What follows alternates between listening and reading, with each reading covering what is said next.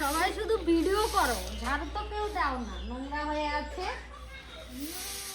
তুমি দাও, আমাদের দাও।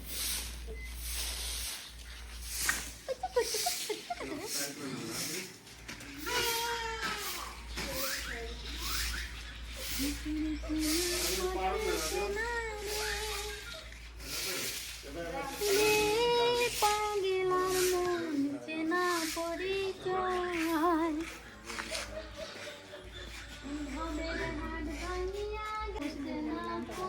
মেশিন দিব, মেশিন দিবে।